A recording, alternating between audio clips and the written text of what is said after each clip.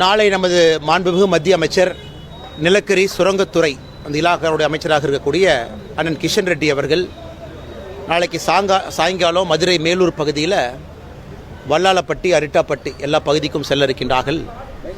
அந்த பகுதியினுடைய அம்பலக்காரர் ஐயா பொதுமக்கள் எல்லோரும் கூட மாண்புமிகு மத்திய அமைச்சர் அவர்கள் வர வேண்டும், அவர் மூலமாக பாரத பிரதமர் நரேந்திர மோடி ஐயா அவருக்கு நன்றி தெரிவிக்க வேண்டும் என்று அழைத்திருந்தார்கள். அதற்காக நாளை நானும் மத்திய அமைச்சர் அவர்களும் அங்கே செல்ல இருக்கின்றோம்.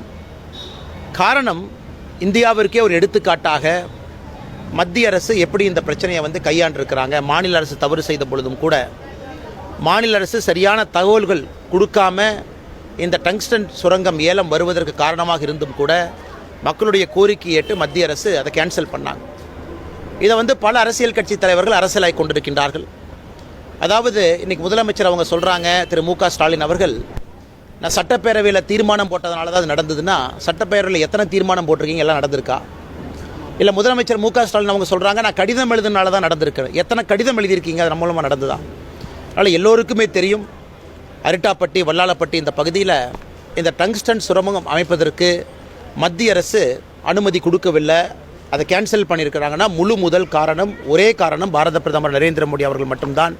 நாளை மக்களை சந்திக்க இருக்கின்றோம். பத்திரிகை நண்பர்கள் மூலமாக இந்த செய்தியை கூட தமிழக மக்களுக்கு தெரியப்படுத்துகின்றோம்.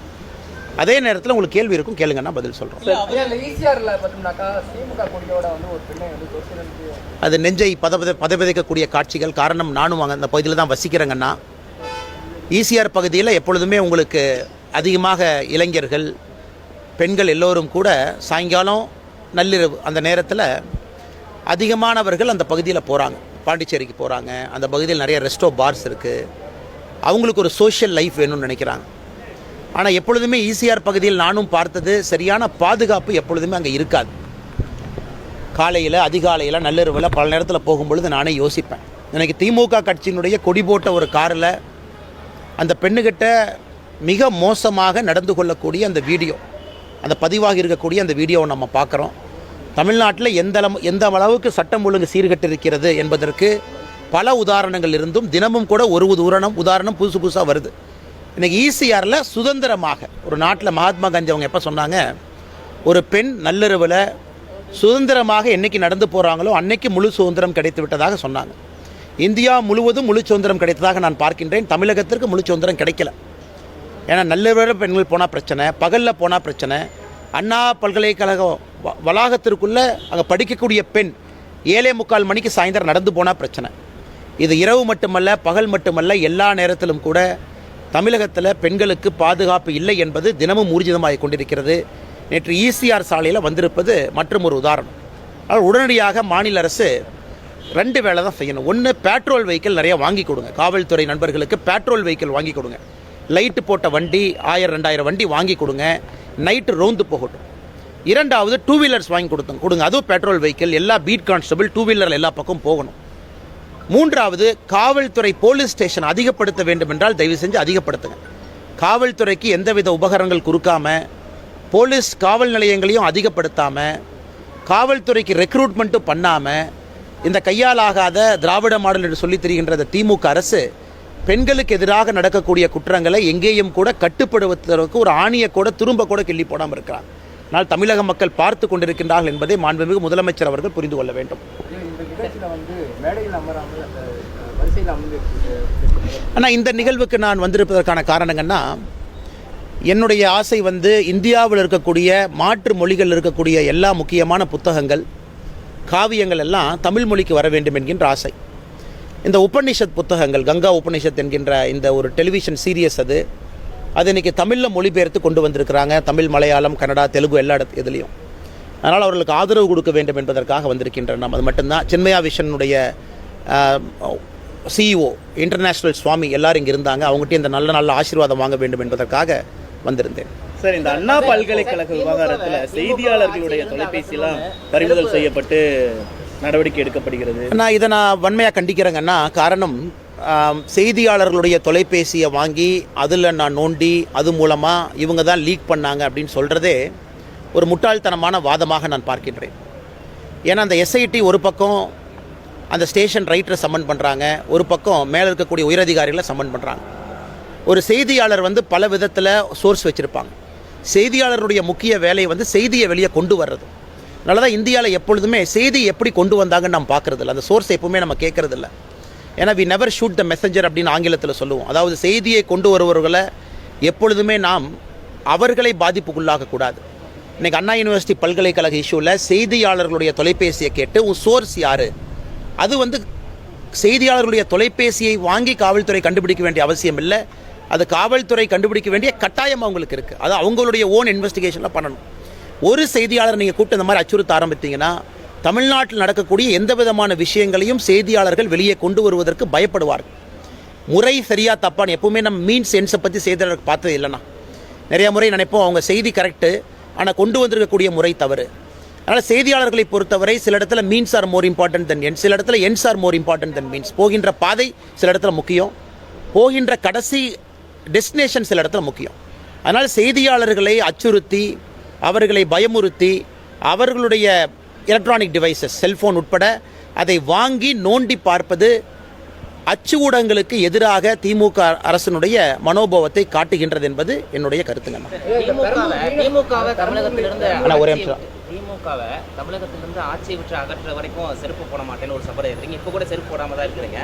ஆனால் திமுக தான் 7வது முறையாக தமிழகத்தில் ஆட்சி அமைக்கும்னு சொல்கிறாரு முதலமைச்சர். இது எப்படி பார்க்கணும்? ஆனால் முதலமைச்சர் அவர்கள் ஒரு பகர் கனவுல இருக்கிறாங்க. உதாரணத்துக்கு மதுரை அரிட்டாப்பட்டி எடுத்துக்கலாம். 92 அரசு பேருந்துகளில் 300 ரூபாய் பணம் கொடுத்து மத்தியான உணவு கொடுத்து நம்முடைய சகோதரிகளை தாய்மார்களை அழைத்து கொண்டு வந்து முதலமைச்சருக்கு பாராட்டு கூட்டம் நடத்துகிறாங்க. முதலமைச்சருக்கு இது புரியுதான் எனக்கு தெரியல. மேடையில் போகிறாங்க, கூட்டத்தை பார்க்குறாங்க, உடனே சந்தோஷமாயிடுறாங்க.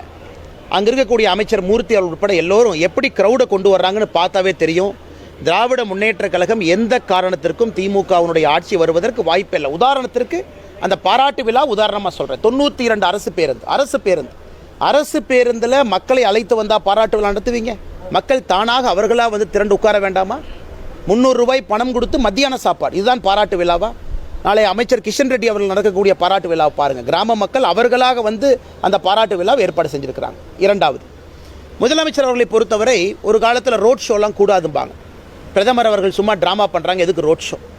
இன்றைக்கி முதலமைச்சர் அவர்கள் ஊரில் மக்கள் உட்கார வச்சு நான் அந்த ரோட் ஷோவில் போய் தான் என்னுடைய ஆட்சிக்கு வந்து மக்கள் ஆதரவு கொடுக்கின்றார்கள் என்று சொல்லுகின்ற நிலைமைக்கு தள்ளப்பட்டிருக்கிறாங்க. அதனால் எதற்காக பாரத பிரதமர் நரேந்திர மோடி அவர்களை முதலமைச்சர் அவர்கள் எதிர்த்தார்களோ அந்த ரோட் ஷோக்கு அனுமதி கொடுக்காம, ஒரு பிரதமருக்கு அனுமதி கொடுக்காத அவலம் தமிழகத்தில் நடந்தது. இந்தியாவில் எங்கேயுமே அனுமதி ஒரு பிரதமருக்கு கொடுக்காம இல்லை. கோர்ட்டுக்கு போய் கோயம்புத்தூருக்கு பர்மிஷன் வாங்கணும். இன்றைக்கி அதே முதலமைச்சர் கூட்டத்தை நிறுத்தி வச்சுட்டு இந்த பக்கம் அந்த பக்கம் கை கொடுத்துட்டு போகிறார்.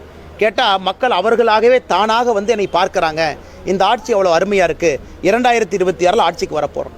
ஆனால் வெறும் நாடக கம்பெனியை போல தான் இன்றைக்கி திமுகவினுடைய ஆட்சி நடக்கிறது.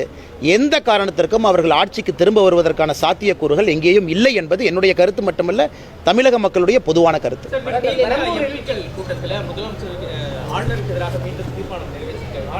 சரி, நீங்கள் தான் சொல்லிட்டீங்களே, எனக்கு தெரியல திமுகவினுடைய ட்ராமாங்கண்ணா. ஆளுநர் இருந்தால் தான் மறுபடியும் ஆட்சிக்கு வருவோன்னு சொன்ன திமுக எதுக்கு ஆளுநருக்கு எதிராக தீர்மானம் நிறைவேற்றுறீங்க? அப்போ நீங்கள் பண்ணுறது ட்ராமா தானே. உங்களுக்கு ஆளுநர் வேணும். முதலமைச்சர் அவர்களே சொல்வது ஆளுநர் இருந்தால் தான், ஆளுநர் இந்த மாதிரி நடந்து கொண்டால் தான் நாங்கள் ஆட்சிக்கு வருவோம், அதனால் மத்திய அரசுக்கு நன்றி, இந்த ஆளுநரை மட்டும் தயவு செஞ்சு மாற்றிராதீங்கன்னு சொல்லக்கூடிய முதலமைச்சர் இன்றைக்கி திமுகவினுடைய எம்பி கூட்டத்தில் ஆளுநருக்கு எதிராக தீர்மானத்தை நிறைவேற்றி கொண்டிருக்கின்றார்கள் என்றால் ஆளுநரை பார்த்து பயப்படுகின்றார் என்ற அர்த்தமா? இல்லை மேடையில் ஆளுநரை பற்றி இதற்கு முன்பு அவர் சொன்ன கருத்துக்கள் தவறு என்பது அர்த்தமா?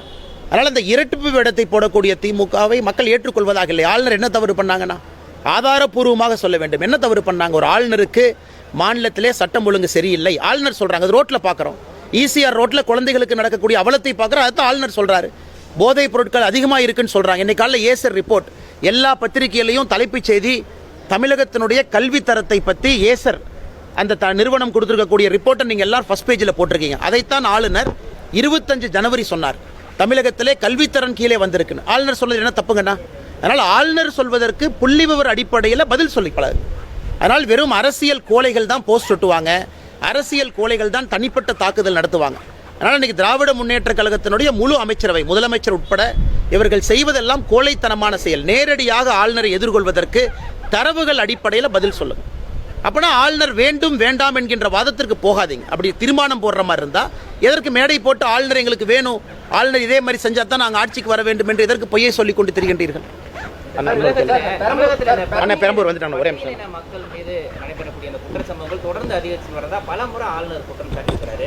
அண்ணா முதலமைச்சருக்கு ரொம்ப சுலபங்கண்ணா.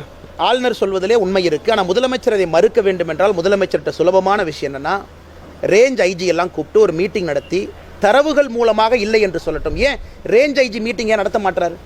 தமிழகத்தில் 2022 ஏற்கனவே நம்ம சொன்னாங்கன்னா அதான் கடைசியாக வந்திருக்கக்கூடிய ரிப்போர்ட் மத்திய அரசோட NCARB report, national crime records bureau. தமிழகத்தில் பெண்கள் குழந்தைகளுக்கு எதிரான குற்றம் 8.9% ஒரு ஆண்டில் உயர்ந்திருக்கு. 2021, 22 அப்புறம் இன்னும் ரிப்போர்ட் வரலீங்கண்ணா.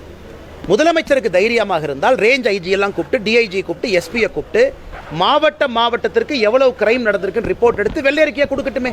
2022, 23 உயர்ந்திருக்கா குறைந்திருக்கா, 23, 24 உயர்ந்திருக்கா குறைந்திருக்கா?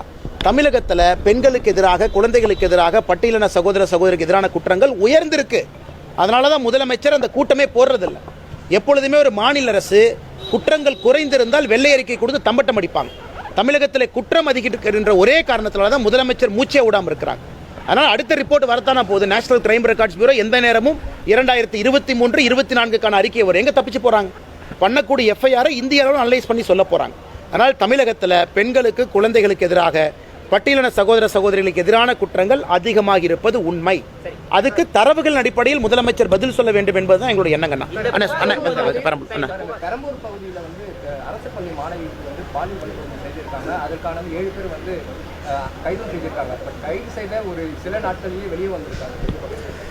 ஆனால் இன்னைக்கு முதலமைச்சர் அவர்கள் மாறுதட்டி கொள்கின்றார்கள். பெண்களுக்கு, குழந்தைகளுக்கு எதிரான குற்றம் சுமத்துவர்கள் மீது கடும் நடவடிக்கை எடுப்பேன். உங்கள் ப்ராசிக்யூஷன் டிபார்ட்மெண்ட், அதாவது வழக்கை நடத்தக்கூடிய டிபார்ட்மெண்ட் மிக மோசமாக இருக்குது. இன்வெஸ்டிகேஷன் செய்யக்கூடிய அதிகாரிகளுக்கு எந்தவித ஆபரணங்களோ கருவிகளோ கொடுக்கல. அப்படி இருக்கும் பொழுது எப்படி அவங்க ஒழுக்கமாக சார்ஜ் ஷீட் போட்டு கோர்ட்டில் அந்த கேஸை நடத்தி தண்டனை வாங்கி கொடுப்பாங்க? அதனால் போலீஸ் என்பது முன்னால் இருக்கக்கூடிய பிம்பம் மட்டும்தான். போலீஸுக்கு பின்னாடி இந்த வழக்கை நடத்தக்கூடிய ப்ராசிக்யூஷன் டிபார்ட்மெண்ட், போலீஸுக்கு பின்னால் இந்த வழக்கை வந்து முறையாக விசாரித்து சார்ஜ் ஷீட் செய்யக்கூடிய அதிகாரிகள், இவங்களுக்கு எங்கேயுமே தமிழ்நாட்டில் கவனம் இல்லைங்கண்ணா. இன்வெஸ்டிகேஷனுக்கு முக்கியத்துவம் இல்லை. அதனால தான் எல்லாரும் உள்ளே போகிறாங்க, 14 நாளில் வெளியே வர்றாங்க. வெளியே வந்தவன் மறுபடியும் குற்றம் செய்கிறான். உதாரணத்துக்கு ஞானசேகரன் 2014 தொடர்ச்சியாக குற்றம் செய்கிறவன் 2024 ஒரு பெரிய குற்றம் செய்கிறான். காரணம், பிடிச்சி உள்ளே போட்டாலும் 14 நாள். நேற்று நான் பார்த்தேன், டிவியில் போட்டிருந்தீங்களே, ஞானசேகரன் போலீஸ் வெஹிக்கிளில் போகும்போது ஒரு சின்ன செல்ஃபோனில் பேசுறது, அது டிஐபிஆர்லேருந்து கூப்பிட்டு எங்களுக்கு எவ்வளோ ப்ரெஷர் போட்டு அந்த வீடியோ எடுக்க சொன்னாங்க. அது எனக்கு தெரியும். அதனால் போலீஸ் காரில் போகிற ஞானசேகரன் கைக்கு செல்ஃபோன் வருது. அந்த லட்சணத்தில் இவங்க வழக்கை நடத்திக்கிட்டு இருக்காங்க. இதை யாராச்சும் கேட்டால் உடனே அறிக்கை கொடுத்து உங்கள் மேலே கேஸை போடுவேன், வழக்கை திசை திருப்புறீங்க, நீங்கள் வந்து தேவையில்லாத விஷயத்தை பேக்குறீங்க. எத்தனை நாளைக்கு மிரட்டி இன்னைக்கு ஊடக நண்பர்களையும் மிரட்டும் அளவுக்கு திமுகவினுடைய ஆட்சி வந்திருக்கு. அதுதான் அந்த அவலத்தினுடைய உச்சமாக நான் பார்க்கின்றேன். மத்திய உள்துறை அமைச்சர் அமித்ஷா நாளை மறுநாள் மத்திய உள்துறை அமைச்சர் அமித்ஷாஜி அவர்கள் வருகின்றார்கள். இது ஒரு தனியார் ஒரு திருமணம். முன்னாள் குடியரசு துணைத் தலைவர் ஐயா வெங்கையா நாயுடு அவர்களுடைய இல்ல திருமண விழாவிலே பங்கேற்பதற்காக பாரதிய ஜனதா கட்சியினுடைய பல மாநிலத்தினுடைய முதலமைச்சர்கள், நம்முடைய முக்கியமான அமைச்சர்கள், உள்துறை அமைச்சர் அமித்ஷாஜி அவர் உட்பட எல்லாரும் வர்றாங்கன்னா ஒரு ஷார்ட் விசிட் மட்டும்தான். இது அவருடைய திருமண நிகழ்வுக்காக தமிழகத்திற்கு வர்றாங்க. கிஷன் ரெட்டி வந்து மத்திய அமைச்சர் மட்டும் இல்லை, நமக்கு தமிழ்நாடு பாஜக மாநில தலைவரை தேர்வு செய்யக்கூடிய ஒரு பொறுப்பாளர். ஆனால் இன்னைக்கு வந்து தமிழகத்தில் பாரதிய ஜனதா கட்சியினுடைய மாவட்ட தலைவருக்கான தேர்தலை கிட்டத்தட்ட பூர்த்தி செய்து விட்டோம். இன்னும் 3 மாவட்டங்கள் மட்டும் பாக்கி இருக்கு. 2-3 நாளில் அதுக்கும் தலைவர் போட்டுருவோம். அதன் பிறகு இந்த மாநிலத்திலே தேர்தல் நடத்துவதற்கு தயாரான சூழ்நிலை இருக்குது. எங்களுடைய பொறுப்பை செய்து முடித்து விட்டோம். தேசிய தலைவர் என்னைக்கு தமிழகத்தில் கிஷன் ரெட்டி அவர்கள் அந்த ஆலோசனை கூட்டத்தை நடத்தி மாநில தலைவர் தேர்தல் நடத்த வேண்டும் என்று நினைக்கின்றார்களோ அதற்கு தமிழக பாரதிய ஜனதா கட்சி தயாராக இருக்குது. காரணம், மாவட்ட தலைவருடைய நியமனத்தை 100க்கு 100 முடித்து விட்டோம். அண்ணா கடைசி கேள்வி எடுத்துக்கலாங்கண்ணா. அதாவது பெண்களுக்கு எதிரான குற்றத்திற்கு நான் ஒரு சட்ட மசோதாவை கொண்டு வர்றேன், ஆளுநர் கைது போட்டாங்க, இது மட்டும் பத்தாதுங்கண்ணா. ஏற்கனவே சொன்னது போல இன்வெஸ்டிகேஷன் 0ல் இருக்குது. ஏற்கனவே சொன்னது போல ப்ராசிக்யூஷன் டிபார்ட்மெண்ட் படு அவலத்தில் இருக்குது. எதையுமே கணக்கில் எடுக்காமல் காவல்துறையினுடைய கையை கட்டி போட்டு விட்டு அது ஒரு அவலத்துறையாக நடத்தி கொண்டிருக்கும் பொழுது எப்படி பெண்களுக்கு எதிரான குற்றம் குறையுங்கண்ணா? இன்வெஸ்டிகேஷன் ப்ராப்பராக நடத்துறதில்ல, கோர்ட்டில் போய் அக்யூஸ்ட்டை பிடிச்சி வைக்கிறதில்ல, எதுவுமே செய்யாமல் வெறும் ஒரு சட்டத்தை கொண்டு வந்தால் அதன் மூலமாக என்ன பிரயோஜனம் யாருக்கு? அதனால் காவல்துறைக்கு உண்மையாலுமே இன்னைக்கு ரிசோர்ஸஸ் கொடுங்க, பெட்ரோல் கார் கொடுங்க, வண்டி கொடுங்க, போலீஸ் ஸ்டேஷன் அதிகப்படுத்துங்க. போலீஸ் ஸ்டேஷனுக்குள்ளே அவர்களுக்கு என்ன தேவையோ அந்த ஃபெசிலிட்டிஸ் கொடுங்க. ஆட்டோமேட்டிக்காக பெண்களுக்கு எதிரான குற்றங்கள் கீழே குறைய ஆரம்பிக்கும். நன்றிங்கண்ணா.